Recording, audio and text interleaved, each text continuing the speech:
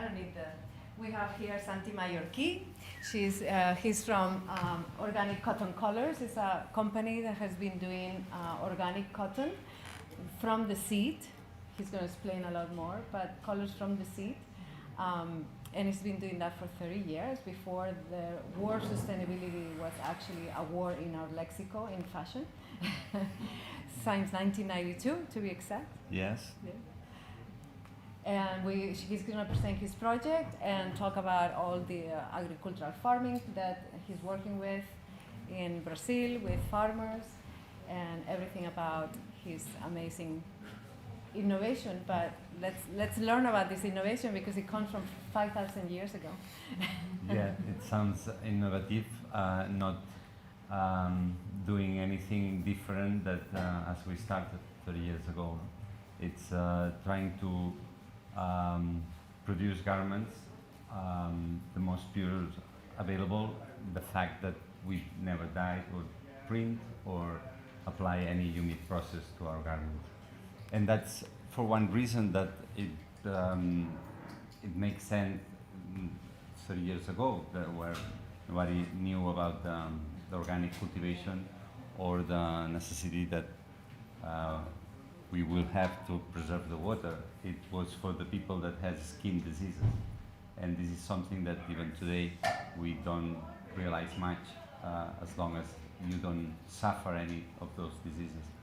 We're talking about eczema, dermatitis, psoriasis, and other type of pathologies like electrosensitivity or fibromyalgia, fatiga crónica, no sé how is it called, but chronic fatigue. yeah, chronic fatigue. And these people, it's very awareness of any toxic present on the garments. And when we talk about garments in the textile industry, it's not just about the fiber that is used. We misunderstand that there are a lot of process into that industry that applies different type of toxics. And those toxins, you end up breathing it, or they touch your skin in a way that they interact. And well, once these people understand that it makes a big change to start consuming things that are not treated, like with dyes or prints, and mostly on those products that you wear in the first layer to your skin. You know, the skin at the end is the biggest organ in our body. So it's pretty important for this collective to use pure products. And that's how we started. Yeah, that was a question that I really wanted to know, because 30 years ago we were not talking about, a lot of us, we were not aware of the impact of the textile industry, like Santi said, right? Like, there is not only the pesticides and things that we put on the seed when we grow these crops, but it's also the whole textile process after, the finishing, the bleaching, the dyeing, all of that. What is happening, it's not so much that it's not only that we use a lot of water for this process, it's the management of this water, it's the wastewater that these chemicals are in the water, where this water goes after, right? It's wastewater. So those are an issue in the industry, not only how much water it is, but also what we are doing with the water that we are using and polluting, right? It usually goes back to the ground, to the aquifers, usually it goes back to the rivers when it rains, the float, on the surface, it takes everything. So there is a huge issue. So what I love about it, like how 30 years ago, how Santi started. Any process ends up into the oceans. I mean, when we say or look that the jacket, it's waterproof and it's made with organic cotton or cotton, it's a chemical process added to that fabric, and it's gonna take off once you're using it, once you're washing it. We are now about to make some tests with a waterproof properties to be applied to our fabrics, and it's a Sweden company that it's a cradle-to-cradle process. But it's not the most, I mean, it's something very innovative. All the process applied to any fabric, it's like anti-mosquitoes, or there are many properties applied to the fabrics, and those are toxic. Even the most organic way to dye, which is under the GOT certification, applies toxics on it. It's like the organic wine that we can see, it has sulfates on it. It's just a minimum percentage, but allowed for the certification to be organic. So we are always involved into the toxics in imagine in all the fabrics that we wear, and that's what's creating those microplastics into the oceans and polluting the water. And what I'm very curious, I'm sure you're going to explain more, but what I'm very curious about it is like where these seeds that come from color, with color, where they come from. I mean, why we don't know these seeds enough?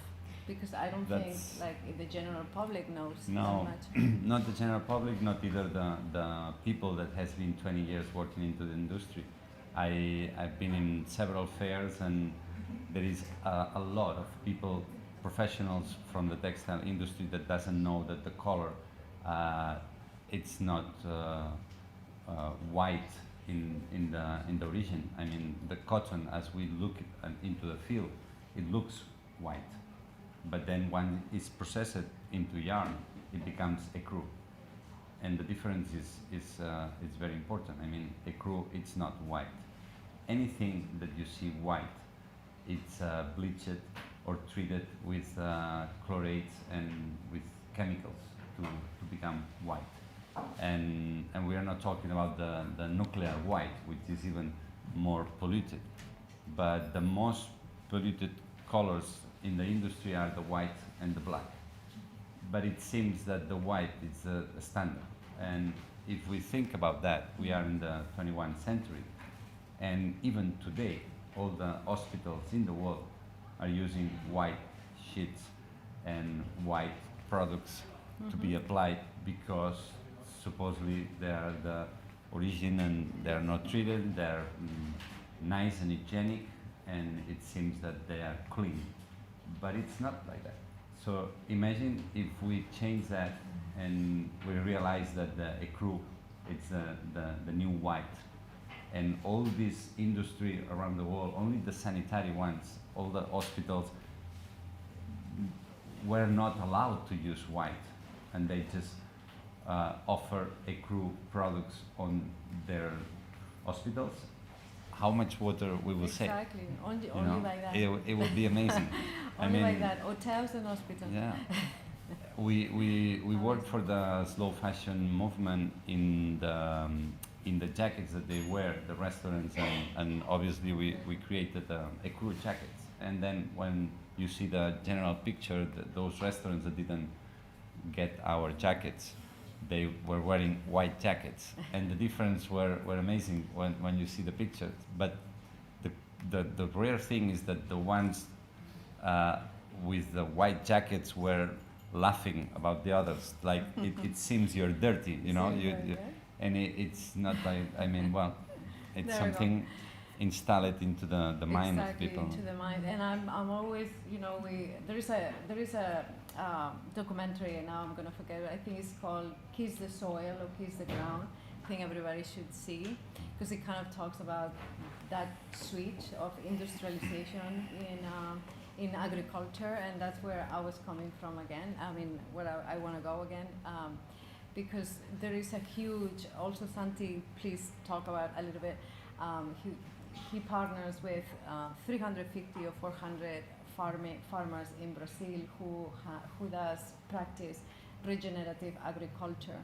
And so explain a little bit what is that, because also that part of the from seed to garment or life or the life cycle of the garment, like cradle to cradle, like he was talking before. That's very important, the traceability, the transparency, where you know the origin, not only the origin, but how it's done.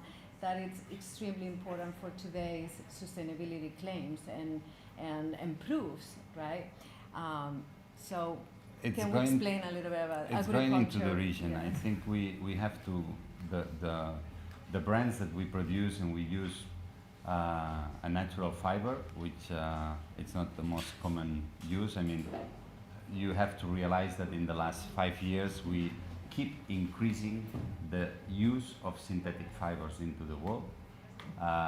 Obviously, synthetic fibers have or had performance that natural fibers could not have, and that's why the industry, the global industry, where it's using a lot of synthetic fibers. But in the last years, with upcycling, with the concept of creating new plastic from plastic that was in the bottom of the oceans or wasted, we even increase the use of synthetic fibers.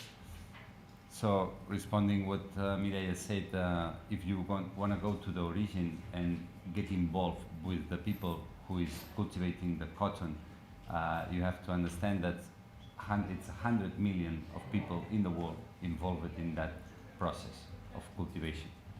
And these people, it's totally forgot for the industry. What they are paid for is it's a very amount of the profit that the brands get from their sales, and it's something that has to stop. So the only way to stop it is that the brand gets involved with these people, and we did that. In 2012, we started a social project in Brazil, which is called OCC Guarantee, and we going directly with those farmers. We only accept or hold family farmers, so it's people that has a very small piece of land. It's 1 hectare. Imagine, for example, in the United States, the agricultors, the farmers, the small farmers in the United States have 600 hectares, and those are small. Mm-hmm. So we are working with only farmers that has 1 hectare. This is 1,000 square meter. Yeah. So in this hectare, they cultivate 4 or 5 different food besides the cotton. So this helps to fertilize naturally the soil that they explode, they produce every year. So they self-feed themselves for a whole year. So it's a very important fact that they can really keep on with this livelihood, because they obtain everything they need to self-feed the family and the animals that work the land. And besides, they have the cotton to get an income, an extra income for anything they need. So what we do is to support them in the fact that we sign contracts. There is no intermediaries. We know the name of their farmers. I've been in their houses. And every year they know that everything that they produce is going to be sold by us at a certain price that we sign. And besides that price, we give them a 10% for the benefit of the whole community to buy anything they need. But we got a company created in Brazil, and also an administrator, Diogenes, which he's the one that creates a contact with the farmers during all year. Mm-hmm. And then what's interesting is that we analyze how the inflation of the country, how is the income that the farmers have to hold every year for the services that they use. I mean, when you see the inflation of the country, there are several services that the farmers don't use. The farmers buy basic products.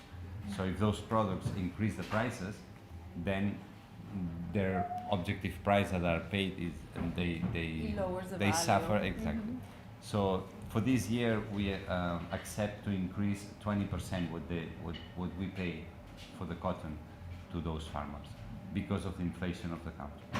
And I think this is very interesting, because we put in all the money in that region, and they are obviously so happy because they know that they don't have to suffer what it happened before, that they have to say, okay, I'm gonna plant cotton, to who I'm gonna sell it, at which price, and when.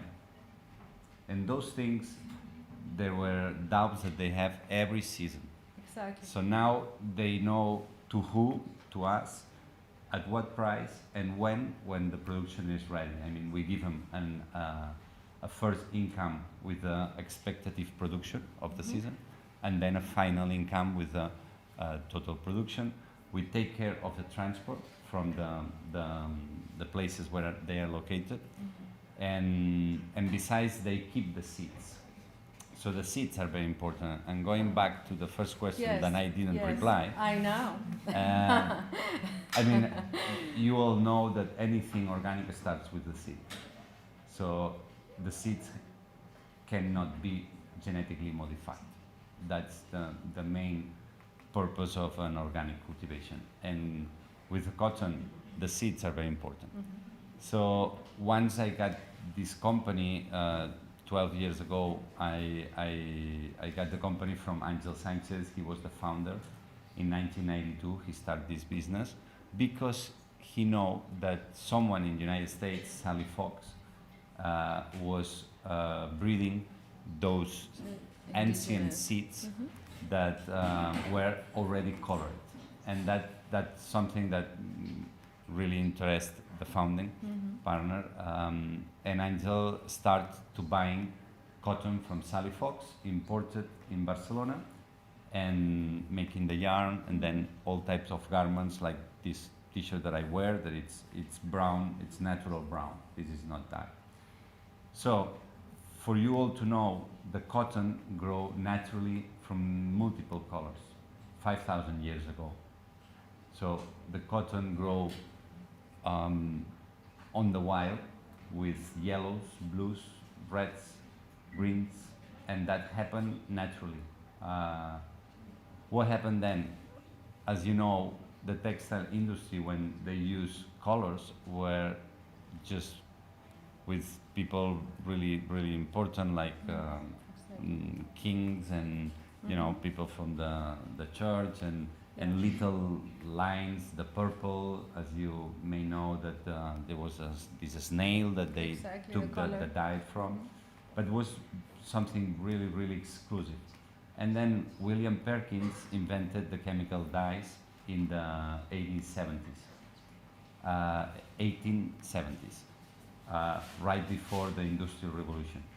So when this happened, obviously they, you know, put color anywhere in the textile industry, because there was not a bigger price to use the color, so he democratized the color. And that was something really cool, and the Industrial Revolution came, and all the machinery in England, and the slavery in the United States that allowed to have a lot of cotton. And since then, for you to have an idea, in the 1930s, the Peru government didn't allow the farmers to cultivate any variety that was not ecru or white. So they could not, they were not allowed to cultivate color ground cotton. And no one in the industry wanted a brown color because it didn't make sense. It was more expensive, the production was smaller than other varieties, more tested. So everyone started to cultivate white color for them to be dyed. So it's kind of a force, a forced seed on the white cotton because of industry and you know, the pressures of the market, the time that it was done. So something that was naturally and widely, you know, grown, like seed cotton, you know, seed color seeds, it became a rare to use and more expensive. Only certain communities keep those seeds, and as you know, the cotton normally where was processed or cultivated, then was transformed into yarn, into products for the communities. That same thing happened with the natural dyes Exactly. that were applied only on the communities with mineral or plants, but as were only used in that community Exactly. was something sustainable. Exactly. It could Natural not be dyes, sustainable if exactly. we get all the plants and Exactly. put it If into we all industrial. decide, exactly, we want to grow, grow natural dyes everywhere and do it in an industrial way, that will not be sustainable. It's important to keep it local, to work with farmers, with regenerative agriculture. And that's something that is being detaching from our society, right? Since the revolutions and industrial revolution, like big companies became like the stakeholders, I will say, right, of the industry. And then the farming, the smaller farming, the people who are doing, rural ecological knowledge that we were talking before, and it kind of being separated little by little. But regenerative agriculture, and it's something I would love to, if you can say a little bit about it, because it's a word as well that we are learning as well in the fashion industry. That now we are more involved in the whole traceability and the whole part, and I think it's very important because there is a lot of myth as well about organic cotton also takes a lot of water, or it takes less water than industrially grown cotton. So there is a lot of like opinions or what to say, points of view and even data available or no data at all, right? So it's a bit confusing. It's a bit of controversy, and it's true that they say that a T-shirt it's produced using like 2,500 liters of water, and this data can be analyzed if you understand the process of producing the T-shirt on a conventional way, where you dye it and you apply all the humid process. But as far as I've seen, our farmers don't have irrigated facilities, so they cannot put water into the fields if it doesn't rain. In other areas or countries, they have the capacity to irrigate the fields if there is not enough rain. So I don't want you to think that anyone can grow cotton only with irrigated water, because it doesn't make sense. You all know what happened in the Aral Sea, where they try to make that. So the cotton grows with rain, but what happens is that in certain countries, if the rain is not enough, then they put water and they save that season, And sometimes even in certain countries they can have a two-season growing of cotton. What in Brazil it's only one season, one crop. Because the cotton, like the crop, it takes, it resists quite a lot, like arid, and like it's quite I don't know how to say in English, I won't say durable, but it's quite a resistant crop to droughts and things like that. It has to have a lot of sun in the most period. I mean, in Brazil we grow cotton with 700 millimeters of water a year, and this is a pluviosity correct to produce cotton. Then there is a lot of months that has to not be water on it, and it has to be a lot of sun. But in this first part, the water used is mainly by rain. That's what I wanted to say. What it happens then in the spinning process, there is no water at all. I mean, it's just vegetable inks that are attached to the yarn in order to make the machines work properly. But there is no water at all. So the first stage where there is a big amount of water is on the finishing the fabrics. That's right. And on the finishing, the water use can be unlimited in the way that if you dye it, if you print it, if you apply several standard process, it's where the water it's mainly used. In your case? in our You case, skip all there that is, processes. yeah, we minimize that the fact that we don't dye or we don't print, and it's pretty surprising what Angel did in the past 30 years ago, the fact to try to preserve the color ground cotton, because in that moment it didn't make any sense, or was something really new that no one did in Europe. So he tried to offer many multiple products for these people that has skin diseases, Yeah. but besides that he preserved the color ground cotton with the green and the brown. So we have been 30 years doing exactly the same. It's what we say before, that we receive an award for innovation like 10 years ago, but I knew it. but it was cool because it was like we didn't change anything that we did from the origin. That was only using 100% organic cotton always, never dye, never print any of our products, and using color ground cotton.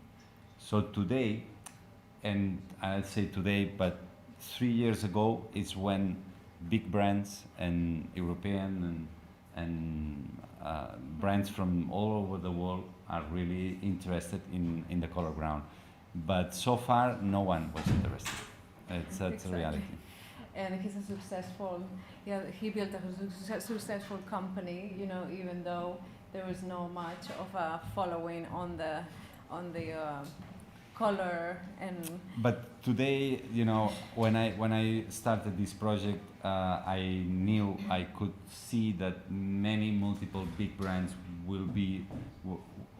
will use organic cotton or Exactly. more sustainable cotton once it was enough popular to be Exactly. commercialized. So we need to do something different, and that's why I created the OCC Guarantee project in Brazil, where we went directly to the region. So I add what Angel did, that was producing 100% organic cotton, color ground, and making multiple products. What I did was, okay, let's go to the origin and create a social project. Let's maximize the impact of our activity, but let's open it to other brands. So then we started to sell yarns, to sell fabrics to any designer, any brand that wanted to participate of that social project. Yeah, and not only it's good for us as a consumer, we are talking about us a lot, right? Like consumers and things, but it's good for everyone involved in the process, especially the farmers and their livelihoods, right?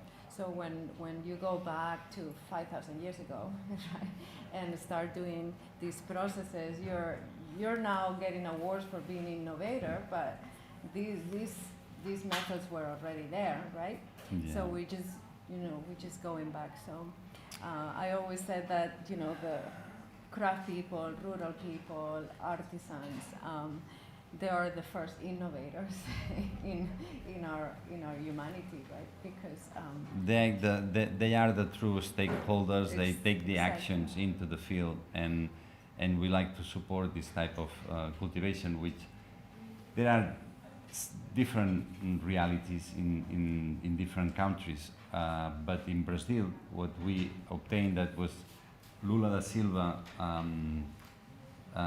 give those little lands to a lot of farmers in Brazil in the 80s. And then there was a project that was called Justa Trama. And this project, what did was to convince and give them a lot of information to the farmers to not use veneno, how is it called, not use toxics, and start to cultivate again the cotton. Because in Brazil it happened like here with the phylloxera and the wine. It happened the bicudo. It was a plague that affect all the cotton growing in Brazil. And no one knows how it started, but las malas lenguas, the gossips, I don't know, yeah, the gossips in town. say that was the United States that, you know, spread that gusano, A snail? No, not a worm. worm. A worm. Thank you. That worm into those fields. So Brazil didn't produce cotton for many years, and in that we are in the northeast part, in the states of Paraíba, Rio Grande, and Pernambuco. And those states are what's called the Sertão. It's a very arid region where these people didn't, as they had this land in property, they could produce anything for themselves and be autonomous. So today they, besides self-feed themselves, they process those food into oils that they sell in the organic market, so they take a profit also for that, and it's very nice. And in other countries cannot be like that. I mean, sometimes I went to India, for example, and what I saw, it's a farmer that had the property of a very big land, and then they contract farmers with a fair trade relation or not, but at the end, who obtains the whole benefit is the owner of that big piece of land. For example, in Turkey, it's a monocultivation. The farmers own the land, but it's also pretty big, like 100 hectares. They don't use machinery, because it's a big difference also when those big machines get the cotton, then it's very difficult to, you know, pass the machine and get it all the cotton at the same time. As you know, when you have a field, unless you use chemical products, the maturation, it's not on the same day to pass a machine and get all the cotton pick up, no? But besides that, the machinery compacts the soil, so this is a big problem into the fields. I mean, I don't know if you remember when we were kids, normally there were a lot of birds behind the tractors in the fields, and today there are not many birds, so it means that there are not much worms into the fields, and that's for the compactation of the soil, so you have to put chemical products to fertilize. So regenerative agriculture, what it does is that when you plant food and cotton, these different varieties helps to for the diseases and the different plagues naturally. It promotes the biodiversity, exactly. Right? And fertilize the help soil. And it's something that gets the soil better than it was before. Exactly. So it regenerates it, basically, right? Like, yeah. Yeah. If you want to put the video, I think it could be cool. Let's for start them with to the see video. a little bit what we're talking about, because in images is more striking. Can you guys see?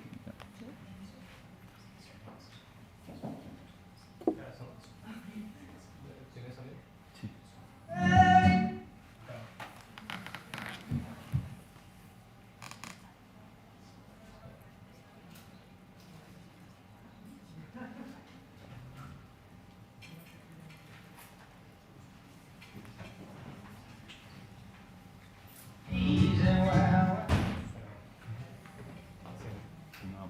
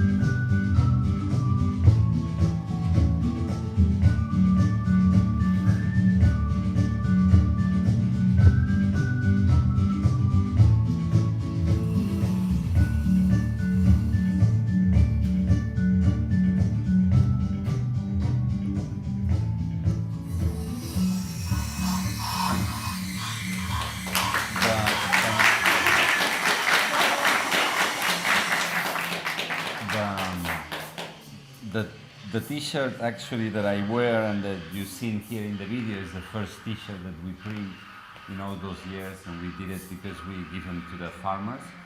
So we created two models on the side here. It says project supporter or agricultor do projeto. So the ones that says agricultor do projeto, we give them to the farmers, and so you can buy that T-shirt that says project supporter into our website. So it's the first only T-shirt that we print. But yeah, I think it's nice to see those drone images, but you can realize where they are located, because it's pretty tough to go to their houses. We make a lot of kilometers when we go there, and driving in Brazil it's very unsafe, and always it's amazing what things happen. I even passed a fire in a road that was covered, because normally the fire starts in one side of the road and then goes to the other, so I have to pass a fire with a car, and a lot of things happen. I mean, we do almost 3,000 kilometers when we go there, and it's very unsafe. I mean, we are not used here to holes in the street and people driving without any lights or animals in the road. But well, I think it's very nice, because when these people sees you in their houses, it changes everything. I mean, no one can reply that. We were talking about this because we were talking about certifications, right? Like third-party certifications. And I was talking to farmers, a farmer, a craft person in India, and we were talking about this, and and then you realize that exactly what he's doing, right? That's exactly the best certification you can get. Like knowing the farmer, shaking hands with the farmer, knowing their family, talking about the issues that happen in their land and in their local communities, and that's exactly, you don't need a certification for that. That is sustainability. That's what it means, right? Because sometimes third-party certifications, they're more general. So even though there have been a lot of improvements, but there are so many, and it's hard to realize what they do. Loopholes, right? It's called, like, there is some few loopholes in there. It is hard. So what is really important for the fashion industry and any industry that we are, I think, is to actually know and care about the people who is partnering with you. They're more than partners. They are your ecosystems, right? And this is what we need to kind of mind shift in terms of industry, in terms of how we collaborate with people. The problem is how much money you have to pay in bureaucracy in order to have credibility to your customer, and that's very sad. I mean, today I think I cannot say that all the certifications are bullshit, but it's sad that it's a business out there. I mean, I talked to an industrial guy that was involved in the denim industry, and he said that there were more than 400 different labels or certifications, and the problem is that he had to apply for many certifications in order to sell to their customers, because their customers, one was blue sign, the other was whatever, and he had to pay, and all that money, it didn't improve anything of their activity. I mean, the certification, it's if you work properly, you can get one, the other, or I mean, it's not hard to have it. It's just doing the right things. But when you're doing the right things, then you have to pay an amount of money to have all the different certifications. And that money, it's a waste. I mean, it's not put into the field.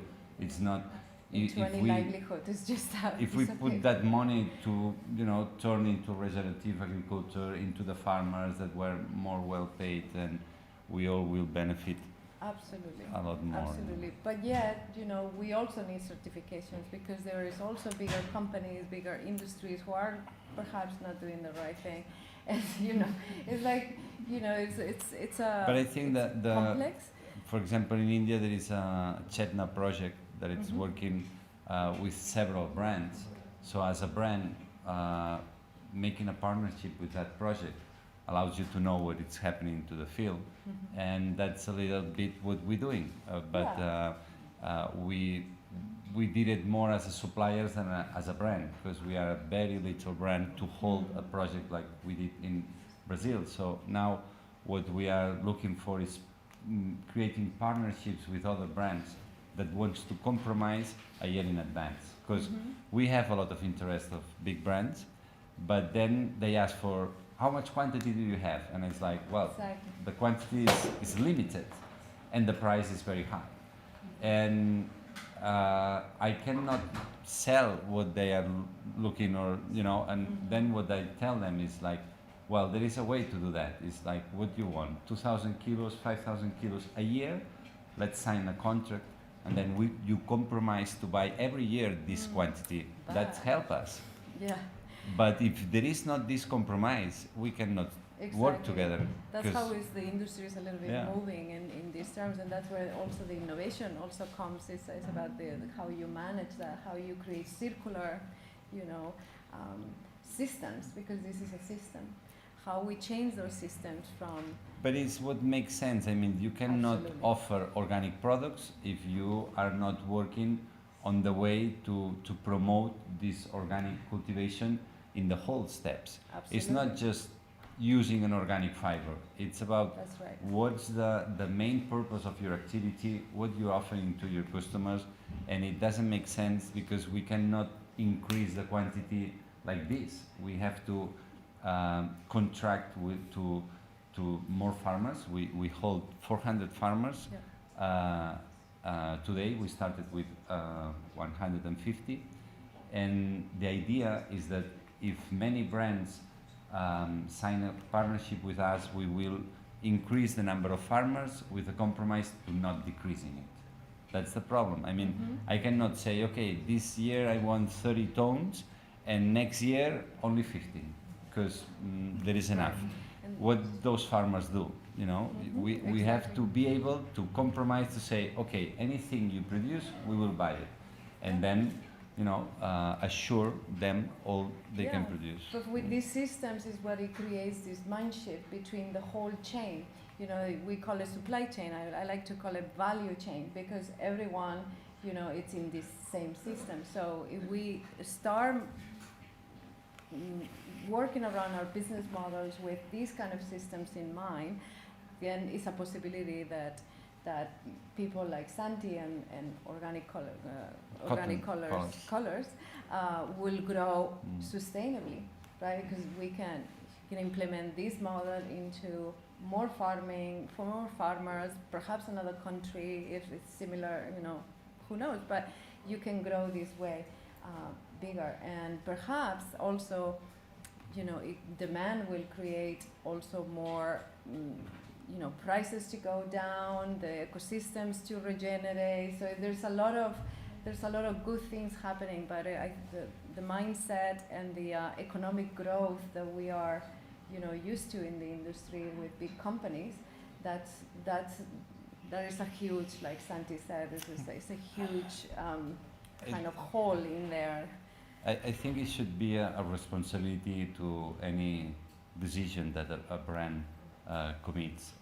When we start in Brazil, I had to buy 6 tons of cotton that the brand Puma contract certain farmers to produce cotton, and they had to get loans to the bank in order to have the material to produce. And when they had the cotton, Puma left. And that happens all the time in the Yeah, industry. and that's This is not, not I just mean, one. it's an example, This is- but it happens a lot of time, and because Most of the time. anyone change their mind and they obtain cotton from anywhere Someplace else in the world. And so what we don't realize is that the farmers have to get loans to get the seeds and for all what they need to crop, So I think this compromise makes a difference. We have been in Brazil, we lost the production the first 3 years, because we rely on a governmental program that was called the Proyecto Tonel del Cámara, and it was a governmental program that gives funds to the assistance that the farmers receive, this assistance from the government. So when these funds stopped, the farmers got isolated, and we couldn't get to the farmers because these people were in the middle. So then we decided to go directly with the farmers and sign contract with them. So today, the 400 farmers that we have are the first one that talk good to other farmers about the project.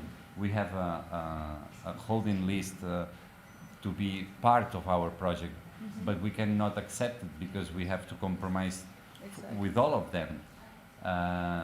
And I think this true relationship is something new even today. We had like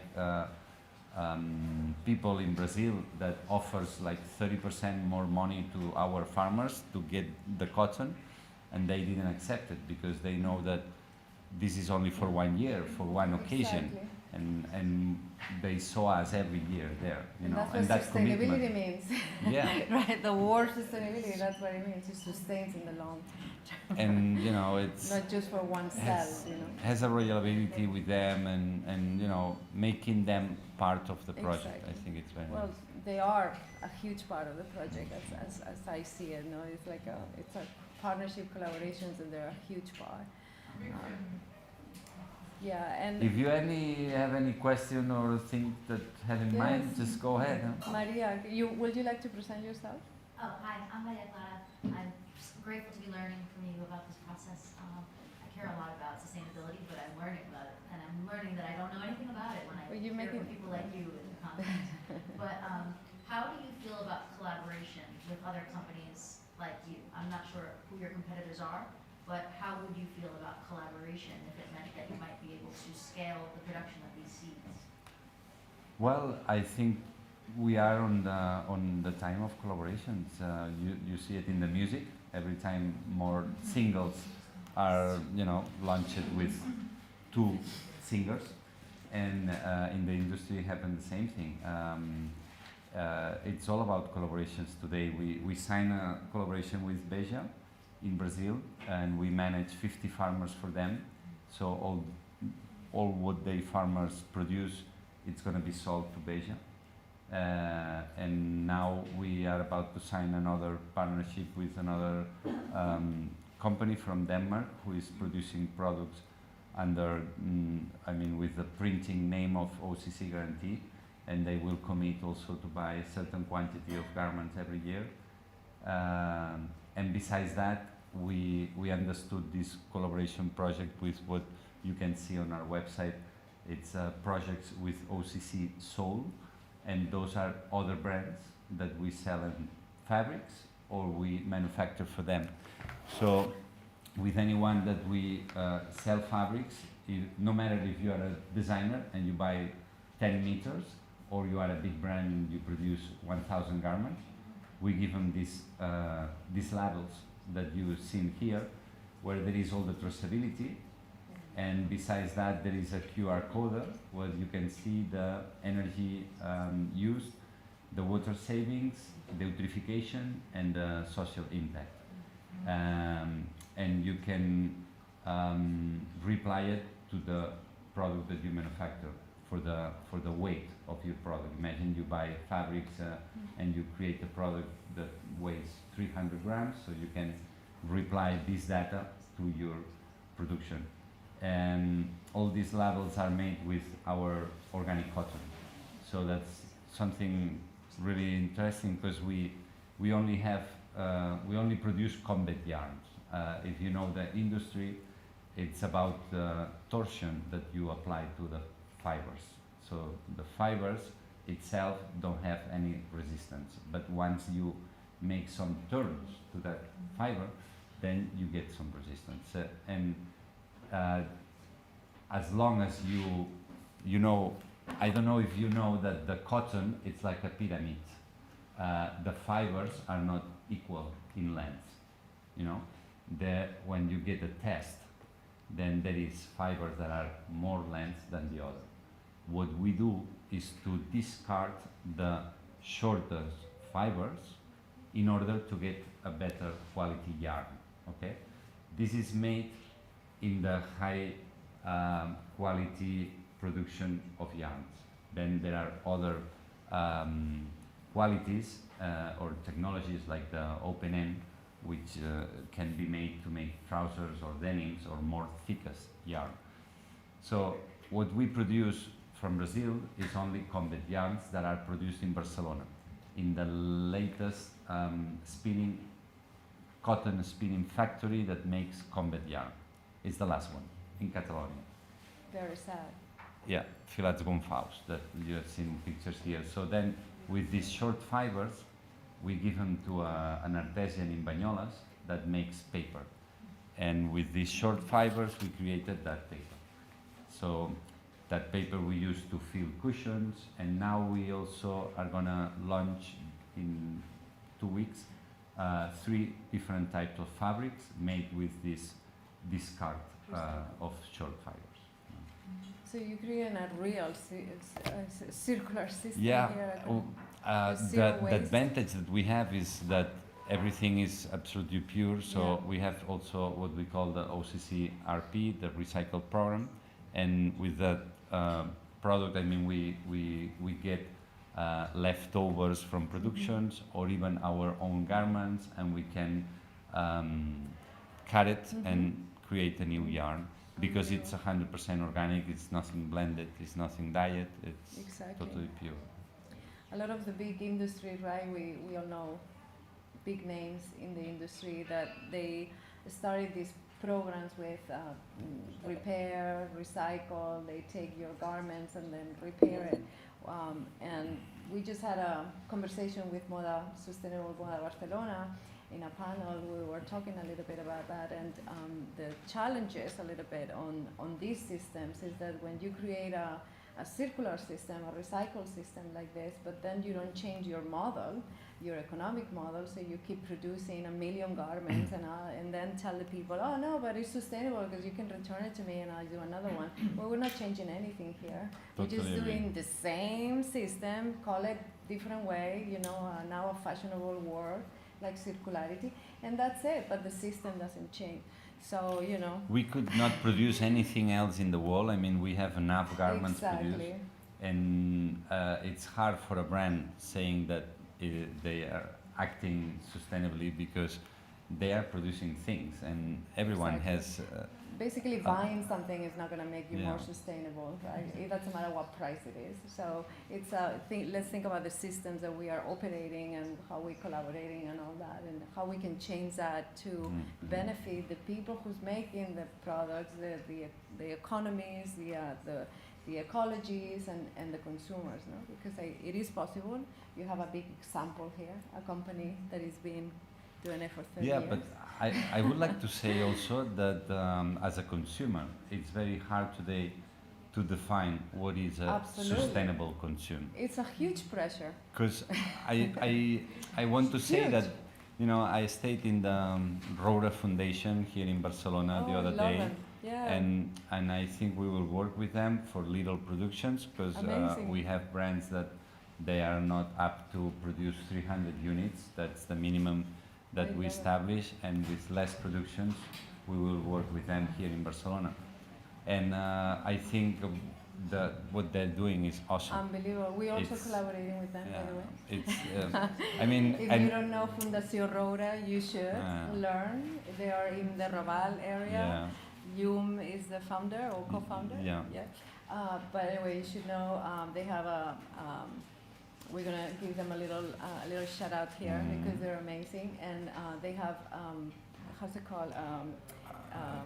Not public, but well, they have a school to form. Well, yeah, they have a besides the stitching, the manufacturing, they train women, local women, immigrants, people, you know, more vulnerable. They train them how to sew, how to cut, how to make patterns. Then they employ them, they work for them, but they also send them to to other things. But besides that, because that's amazing enough, right? But besides that, they also have ¿cómo se dice? Un comedor, dining center dining where facilities where they give yeah. them food. I'm sorry. Public dining, maybe? Public dining, or I'm not sure. Well, it's like a social dining, where people or elderly people without much money and resources, they can go there and eat a meal for free. They also have laundry systems where other people can go and bring your laundry, but also they work with hotels, etc. And all the employees comes from I believe, and I'm sorry if I'm saying it wrong, but they're kind of rehabilitation from prisons, etc., Yeah. etc. They also have showers, so people, public showers, so people without resources can go there and take a shower. So they really touch in terms of social. Like I'm really impressed. I love Flora. This could be a really it creates an impact to consume to a certain organization Absolutely. like this, and it doesn't mean that maybe the fiber they use it's not organic cotton or it's dyed, or Yeah, sustainability is very relative. exactly, Right? and Because no one can have everything, and I think it's good to say it because it seems that what we're doing is the only thing that can be sustainable, or No. you have to consume absolutely organic and maybe produce it in Barcelona and recycle it, or it's also a way to collaborate and also, to Yeah. Well, I think what I like about organic cotton colors is that the system. It's quite innovative now, but also it puts a model, it puts an example out there. There is a lot of talks, like I said before, about traceability and a lot of certifications that a lot of people cannot even afford to buy every year and renovate every year, like we said. So I think going back to knowing your ecosystems, knowing your partners, knowing everything, and be able to trace it. Yes. You have a question? Sí, I have a question. Please. My name is Julia. I'm doing a master's right now in sustainability. And I wanted to know, how are you managing, or are you thinking of managing like the post-use, like not the post-use, but the post-purchase of your products? Like, are you getting in contact with your customers to see what they do with their garments after they don't want them anymore? Do you bring them back to your system? We have now a program that we give them discounts if they enter products that from our brand, Okay. but not many people does, because what we do personally is to use them to clean things at home. For example, you always need un drap, ¿cómo es diu? A scrub, a rag, a rag to clean your kitchen. But And I don't know, there is not many people that I'm going to say that, for example, we don't recommend even organic cotton, even the way this is produced, to throw away your clothing in a bin, right? I don't recommend that because it will end up in landfills anyway and burned out. So, but when you deal with garments that are as pure, I should say, as organic cotton colors, then you can literally cut them. At the end of the life cycle, that you get tighter, get stained, get damaged, you can cut them, clean your kitchen with it, and then you can just pot them, and like we do, we recommend that to do in our collections as well. So you can cut it, and you can you can use it for your plants at home, etc. So it can go back to the earth as food. So we have actually now a so program sometimes, where it's totally compostable. We have exactly. we will launch now we first did it only with our fabrics, and we planted, and it absolutely disappeared. So now we did it mixing it with other type of fibers like polyester, nylon, and lyocell, and mixing it with our materials. And if you stay tuned to Instagram, very soon you will see the final results, I think, after 8 months of how degrade.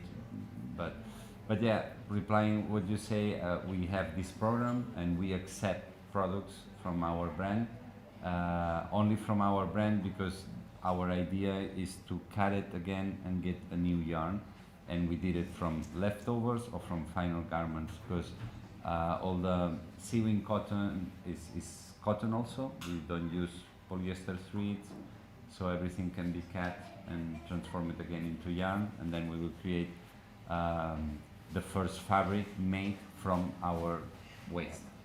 And I hope soon will be done, but we have to have enough material in order to be processed and, It takes and a lot create. of kilos. Yeah. So, and it can be post-consumer or pre-consumer waste. So Yeah. either way, like he was telling me.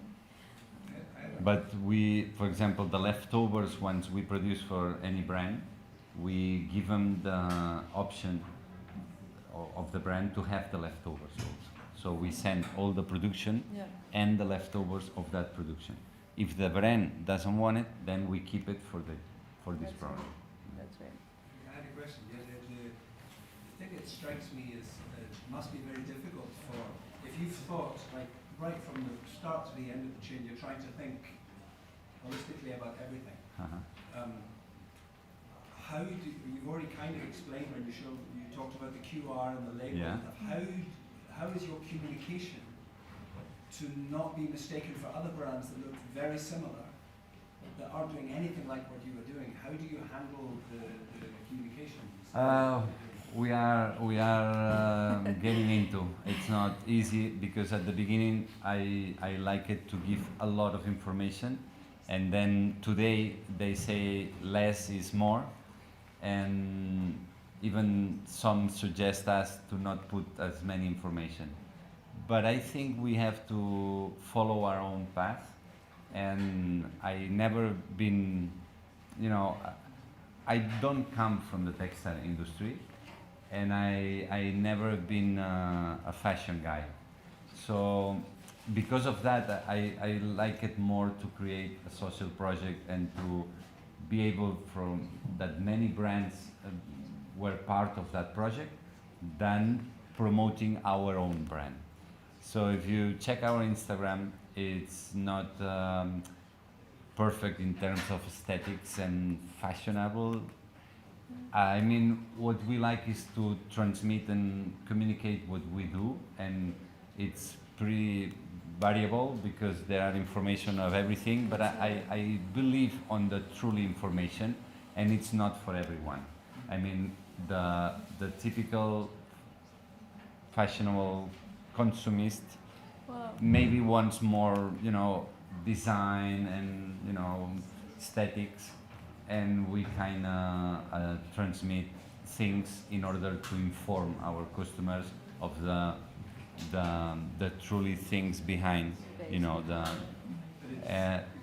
if you check our website, you will see there is a lot of information, and I think we will keep this way because I like that the people learn things, and rather than just get the nice picture, superficial picture. Because with several words we could say, yeah, we are very cool, no? But the reality is that we want to improve everything that we do, and I think that we are in the beginning of this process. I mean, we are getting into, but yeah, it's true that today you go to Decathlon, you find organic products, and it seems that everyone does the same thing that we do. And that's what happens if we get the GOT certification from all our farmers in Brazil. We had to pay 25,000 euros every year in order to get the certification. So I decided not to do it and put that money into the farmers. that's right. And today there are certain big brands that say, oh, but when it comes from Brazil, it's not GOT. So it's not GOT, maybe it's not organic. And then I say, okay, just get Turkish origin, because we have two origins. At the beginning, my idea was that everything will come from Brazil. But after losing 3 seasons, I realized that there will be very difficult only working with Brazil because of the availability, and besides for the price. So not all brands are prepared to pay the price of Brazil. So we created a second origin. And as you see the labels, there are brown labels and ecru labels. That's very different. The brown is from Brazil. The ecru is from Turkey. Behind you have explained this is Turkish origin and this is Brazil. But the reality is when it's called OCC guarantee essential, essential means the minimum of the minimum that we will commercialize is Turkey. And obviously our social project and what makes us very proud is the Brazil. But Brazil has a 40% more increasing of price in fabrics or garments. And then there is a certain availability, but the color ground cotton is only in Brazil. Turkey there is no color ground cotton. India not either. Turkey it's organic monocultivation, so there is not food and cotton. It's not regenerative, but they pick it by hand as well as in Brazil. And why Turkey? Because Turkey it's one of the countries that we have more close, and that it's a country. We had a representative from Germany that made a thesis, and she realized that Turkey, from all the world, was the place that has less contamination on GMO seeds. So we decided to assure that the yarn that we get from Turkey, it's cultivated in Turkey, because it's very easy that someone, any distributor sells you yarn from Turkey, but the cotton it's produced in China, and then they spin it in Turkey. So when you order that you want to assure that the yarn is produced, the cotton in Turkey, it's more expensive. So the reality is that Turkish cotton, it's a lot more expensive than Pakistan, India or China. But we have this more reliability in terms of no GMO contamination. Yeah. It seems like the challenge is the communication to the final collaborator who is the people who buy your product. And if they understand, I mean, you've made, I'm like a huge fan of your brand now. I've never seen your clothes, but I want to buy something because of everything you've explained. And it seems like the hard thing is getting what you've done in 3/4 of an hour over to people, because once you understand it, you think, wow, I don't mind paying more, because I know that it's not just going into the pockets of somebody at the top, it's being spread right down the chain, and that's worth a lot to me. Communication is definitely the hardest part for everyone. But you could create the biggest brand loyalty, not based on fashion or look or feel. But it's what I told Mireia before, that our consumers are very Taliban in that terms. I mean, they are really aware of many things. No one's buy us just for aesthetics or just because they become prescriptors of the brand because they understand the story behind. If you go to the website, it's very well explained. So you'll see a video as well. Yeah. You'll see why all the all the processes. You'll see what is behind. So it's very well explained. I think that. I think, but probably the noise of all the other brands going blah blah blah blah blah, and you get lost in the noise. Well, yeah, and it's also because a lot of brands, and we're gonna finish after this if there is another question, because we're going a little later, but that's okay. But I think also the challenge, and that also creates the industry, right? When you have a big brand that says, I am organic, I am sustainable because I'm selling organic, right? They're making thousands and thousands. Like Santi said, maybe the fiber or the seed comes from one place. Or it's BCI, which is Better Cotton Initiative, and it's a genetic modified seed, so but it uses less water, and they see that it's already sustainable, but it's not organic. So technology, for example, is helping us a little bit in that sense. The technology innovation. It will like help you to have a are- shop in Portal del Ángel, but Right, you know, it will it's be very expensive. great to so- have a shop, in Park Avenue even, But well, I think in terms of communication, just to answer a bit, it's a challenge for everyone who's actually doing the right thing, because you are competing with those who are perhaps selling you marketing claims and etc. And because the names are the same, circular economy, sustainable, organic cotton, right? So, but what is behind that? I was insane. Um, Let's show a little bit the presentation. Well, here is all our universe. Where you see the cloud on the top. It's where we say we control the whole supply chain, and that's what makes the difference. As you say, the communication is which brand can assure the custody chain of their materials from the origin. Not much, not many. Not many. And what we do is to provide the seeds to our farmers, choose the type of farmer and the type of cultivation to then create the yarn and then the fabrics and the garment. What makes the difference of what we do is providing the material to our suppliers. So we don't have any factory. We don't own any factory. We just sign partnerships with factories that we really commit with them, but we always provide the material. So at the end we have the chain of custody of that material, so we can offer this traceability. And we work with several units. I mean, if we produce socks, it's not the same factory as t-shirts or as bathrobes or towels or anything we do. So then what makes us special obviously is the cover ground cotton, the fact that we now do 30 years only working with organic cotton, and we don't apply any finishing in our products. Then as you see on the right part, we sell fabrics, garments, yarn, paper, manufacturing services. The benefits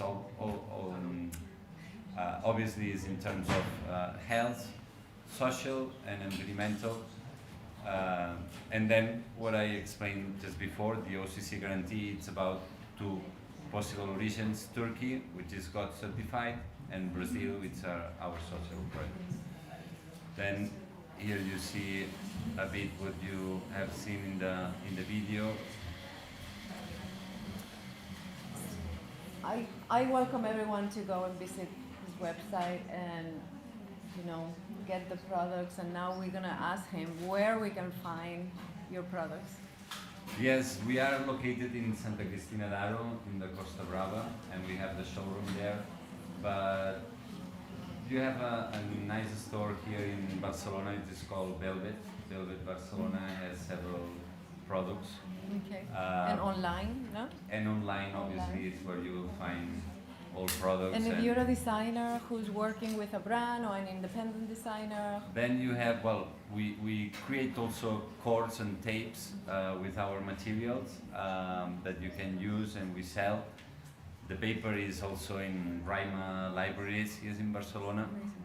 And then the fabrics, where if you are a designer, you want to buy or ask for this sample book, where there are all the fabrics that we have in stock. There are no minimum quantity. And then here it's our basic line. The picture on the left is something that we just now are going to launch, which is like a very cool fleece pants and sweatshirt. And there are all the different type of products, underwears, and then products that we have produced for other brands, and as well brands that produce with our fabrics.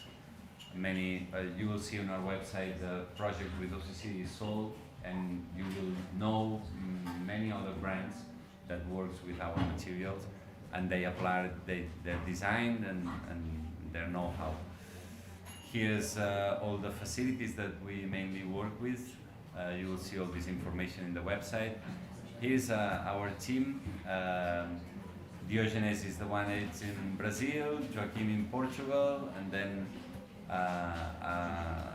this is the team that is in Santa Cristina d'Aro. The recycle program, this is the yarn that we will produce that new fabric with refibra and that short fiber that you see here. Then the labels, as I said before, the certificates that we offer once you buy any material from us, and then here the impacts that you can check on the communications that you were. QR code. So technology is kind of helping us to communicate the traceability of the products, and now you're going to be able to do an IQR, like you said, and see all this information just by clicking on your phone. Here's the example. If the switcher weighs 256 grams, you can reply how much energy and CO2 it's emitted. And here our values as a company. And yeah, our proposal, which is improve the people's health. I think it's what I said before. We are here to save water and to respect the biodiversity, but the main reason of our existence is to, take care of the health of the final user, not applying or minimizing the toxic use on the fabric.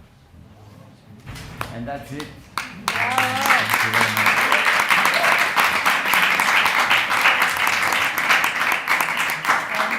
Thank you very much, Santi. Ya está. Ha sido un placer. It's a pleasure always, and please, if you have any doubt, just write us. Rosanna is on the other side of the phone, and she's very nice. She will give you any information that you need. Okay? Thank you And very this much. conversation is going to be recorded. Well, it is being recorded now, but it's going to be sitting on BBCP Rainwater Foundation YouTube channel. So in case you want to go back to it, and even any follow-up questions, we can pass it to him, or you can contact him directly via the website. Okay? Thank you. Yeah.